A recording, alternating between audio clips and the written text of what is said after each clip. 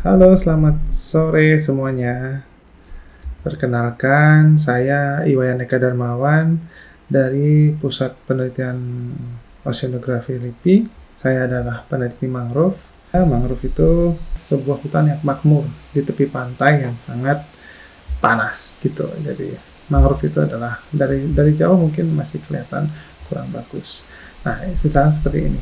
Di daerah kota besar, mangrove itu selalu identik dengan yang namanya sampah. Kemudian juga baunya atau aromanya juga kurang oke gitu. Kalau misalnya kita lewat di depan mangrove itu sendiri. Kenapa ya hutan mangrove itu bisa dikatakan sebuah hutan yang sangat makmur? Jadi banyak identik juga masyarakat yang belum paham tentang istilah bakau ini sendiri. Banyak yang menyebutkan bahwa hutan bakau, tapi sebetulnya itu adalah mangrove karena bakau itu sendiri merupakan satu dari kelompok dari mangrove itu sendiri gitu, yang biasanya dikenal dengan nama Rhizopora. Jadi ini adalah Rhizopora. Jadi kenapa orang lebih kenal istilah bakau atau bangko atau mangi-mangi atau kor kalau di Papua ya, biasanya bahasa Biak itu dibilang kor.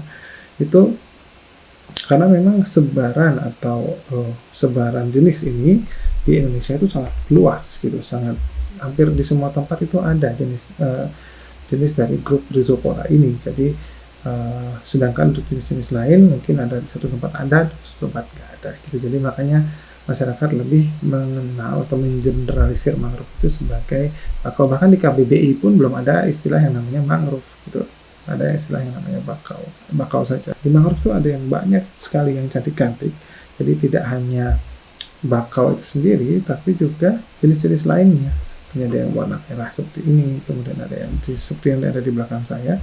Di dunia itu ada lebih dari 50 jenis dari mangrove itu sendiri. Di Indonesia sendiri bahkan ada lebih dari 40 jenis spesies mangrove yang ada di Indonesia. Jadi ini adalah baru mangrove yang sejati. Mangrove sejati itu adalah yang benar-benar mangrove gitu, yang hanya ditemukan di daerah mangrove. Nah, di mana kita bisa menemukannya?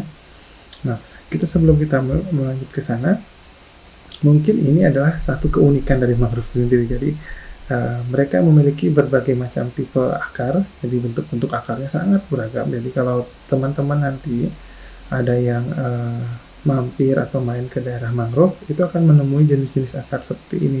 Nah, kemudian ini yang keunikan yang kedua, itu adalah mangrove itu, khususnya pada jenis Rhizoporaceae ya, kelompok Rhizopora, kelompok bakau tadi, mereka itu sudah memelihara, tanda kutip ya, yang dewasa itu sudah memelihara anaknya dan membesarkan anaknya lebih dulu ketika masih di dalam induknya. Berbeda dengan tumbuhan lain, mereka akan melepas. Kalau tumbuhan lain kan melepaskan bijinya, kemudian disebarkan oleh burung, angin, dan segala macam. Kalau ini yang menyebarkannya itu adalah air laut gitu. Jadi mereka karena kondisinya sangat ekstrim gitu, sangat kurang oke gitu di pinggir pantai gitu ya, dan dinamikanya sangat tinggi, maka mereka harus menyiapkan amunisi atau menyiapkan anak-anaknya atau melatih, tanda kutip ya, melatih anak-anaknya benar-benar bisa untuk beradaptasi di lingkungan, dan mereka diberi waktu hanya 3 minggu. Jadi setelah lepas dari induknya, mengambang-ambang 3 minggu di air laut, kemudian mereka harus mencari substrat atau tempat yang keren lah ya untuk hidup gitu, yang pas mereka untuk hidup dan menghindari dari bahaya-bahaya yang ada di lingkungan. Nah, bagaimana kalau mangrove-nya tadi kita mangrove-nya atau lahan mangrove-nya kita konversi atau kita alih gunakan atau kita ganti fungsinya menjadi bangunan, menjadi jalan, menjadi apa? Nah, anak-anak ini tidak akan ada pilihan. Jadi 3 minggu itu ya nggak ada gunanya gitu. Walaupun dia beranak, gitu, tidak ada gunanya, dia tidak akan bisa membesarkan anaknya, itu tidak akan bisa menjadi besar gitu. Jadi inilah salah satu kenapa kita harus menjaga mangrove, karena kita tadi cinta alam ya, jatuh cinta lagi kepada alam. Kemudian di mana kita menemukan mangrove ya di daerah pasang surut. Jadi selama daratan itu masih kena air laut dan lingkungannya itu cukup landai, kemudian substratnya mungkin nanti ada variasi. Di situ kita bisa menemukan mangrove itu sendiri. Mangrove itu bisa tumbuh pada pantai-pantai yang berpasir, kemudian juga bisa tumbuh pada substrat yang berlumpur, kemudian mereka juga bisa tumbuh pada substrat-substrat yang berbatu. Jadi cukup strong ya, cukup kuat lah mangrove ini. Di mana saja sih ada mangrove di dunia ini gitu. Nah, sebagian besar mangrove itu ada di daerah tropis, sebagian besar ya. Dan ketika bumi ini dibelah menjadi dua, ketika Afrika menjadi pembelahnya ya, dibelah secara vertikal, maka ada dua bagian mangrove. Ada mangrove yang ada di bagian barat, jadi ada film Amerika lah ya, jadi mangrove versi Amerika kita bilang gitu, dan Afrika bagian barat, dan juga ada mangrove di bagian Indian Ocean sama West Pacific. Jadi ada yang bilang Indo-West Pacific. Nah, mangrove yang berada di bagian ini, Indo-West Pacific yang tadi kita sampaikan, di bagian Indonesia ini yang memiliki luasan mangrove yang lebih tinggi, dan keanekaragaman jenis mangrove-nya juga sangat tinggi. Kita bisa lihat di dalam grafik ini ya. Asia Tenggara khususnya itu memiliki kelimpahan jenis mangrove yang sangat tinggi. Indonesia itu merupakan negara dengan mangrove yang paling luas di dunia. Jadi kita bisa bayangkan bahwa Indonesia itu memiliki proporsi dari mangrove global itu adalah 22,6% atau sekitar 23% lah, atau seperempat mangrove di dunia itu ada di Indonesia. Apa sih fungsi dari mangrove itu? Mangrove itu bisa menjadi rumah bagi biota-biota laut atau hewan-hewan terestrial, atau juga burung-burung gitu. Jadi memang mangrove ini merupakan satu rumah yang dihuni oleh bermacam-macam kelas biota ya. Jadi dari yang terbang, dari yang merayap, dari yang merangkak, dari yang menyelam, dari yang di bawah tanah, ya, banyak pokoknya. Jadi inilah keunggulan dari mangrove itu sendiri. Kenapa bisa banyak seperti itu? Karena mangrove itu sendiri tumbuhan mangrove itu sendiri itu sebagai produsen utama. Produsen itu artinya yang memproduksi makanan utama di dalam ekosistem. Ketika hutan mangrove itu ada, mereka akan menghasilkan daun-daun mangrove ini, kemudian mereka juga akan daun-daun tersebut akan membusuk ataupun secara segar akan dikonsumsi dan membentuk satu kesatuan yang kompleks itu antara mereka itu. Dan inilah yang kita sebut sebagai jejaring makanan lah kalau istilah ilmiahnya, dan kunci utamanya ada di tumbuhan mangrove-nya. Biota-biota ini biasanya juga ada yang bernilai ekonomis yang dimanfaatkan oleh masyarakat setempat, seperti udang, ikan, kepiting, mungkin lobster juga ada di mangrove. Dan mangrove itu memberikan manfaat perlindungan terhadap tsunami, gelombang besar, dan pohonnya itu memang harus kita jaga untuk bisa melindungi pemukiman yang ada di sebelahnya mangrove itu sendiri.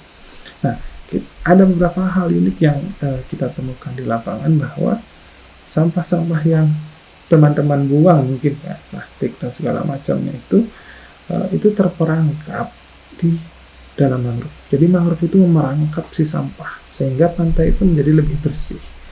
Sedangkan pantai atau daerah yang tidak ada mangrove-nya itu, dan khususnya pada daerah perkotaan, itu sampah-sampahnya itu akan berserakan di tepi pantai, dan ini memang masih tergantung dari arus. Nah, mangrove yang sehat, seagrass-nya sehat, maka biotanya juga sehat, dan terumbu karang juga akan sehat. Jadi itulah pentingnya kita menjaga mangrove. Kemudian mangrove juga bisa ketika misalnya pabrik memproduksi gas polusi ya, yang biasanya disebut gas rumah kaca atau CO2, CH pada segala macam.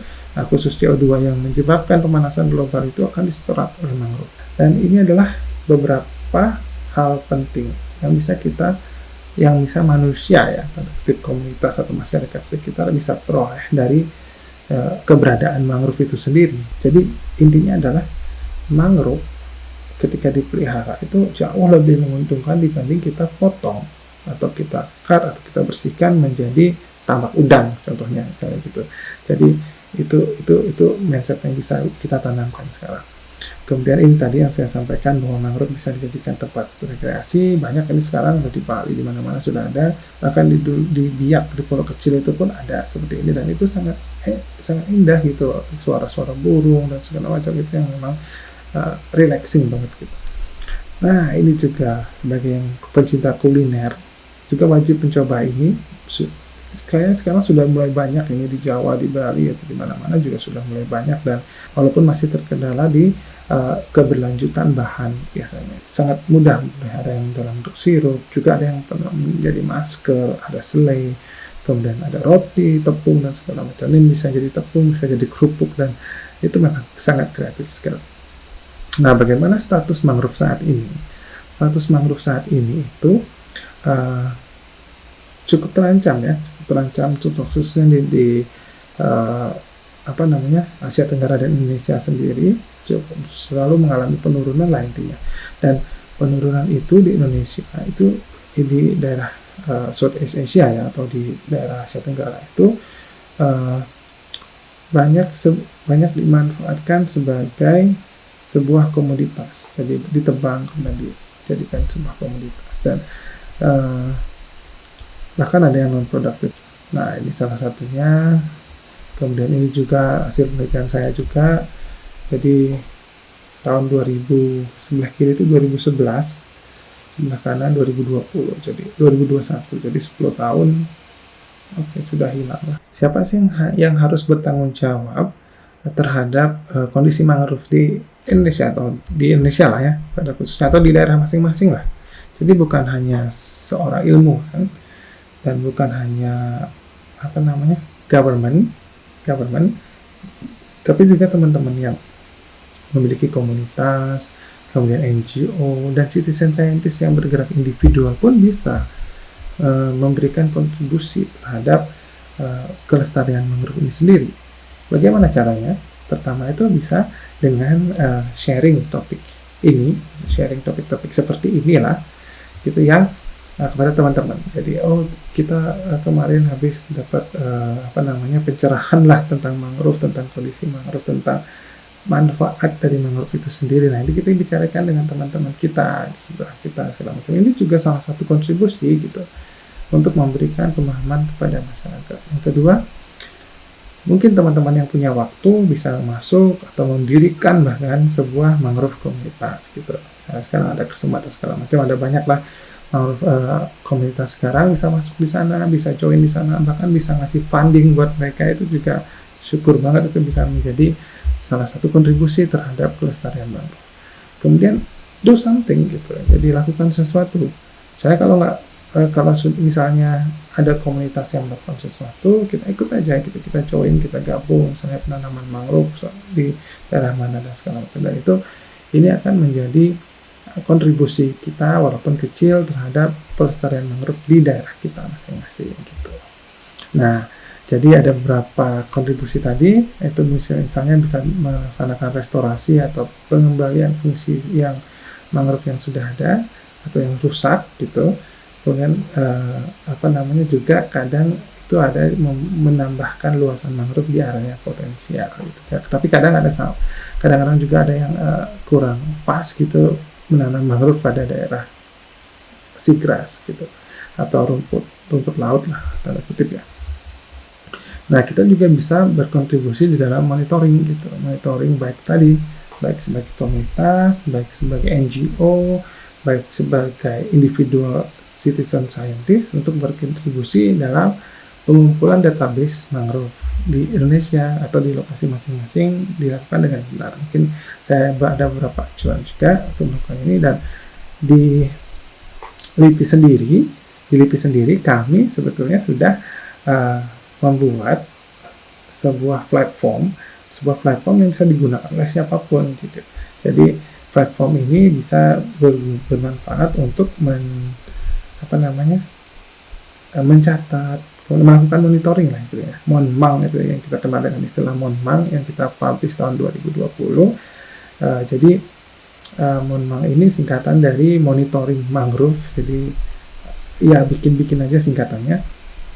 Dan di sini fungsinya bukan hanya mengambil data, tapi juga bisa membantu menginterpretasikan kondisi mangrove yang ada di tempat teman-teman. Jadi kalau mangrove-nya jelek, dibilang jelek sama Momang gitu aja. Dan dia fungsinya banyak gitu. Jadi selain fungsi umum, fungsi yang memang monitoring yang memang sangat dimudahkan. Nah, pada tahun 2021 ini kami sedang mengupgrade Momang ini, dan mungkin hampir selesai di beberapa item seperti carbon storage, protractor, database, dan segala macam sudah selesai.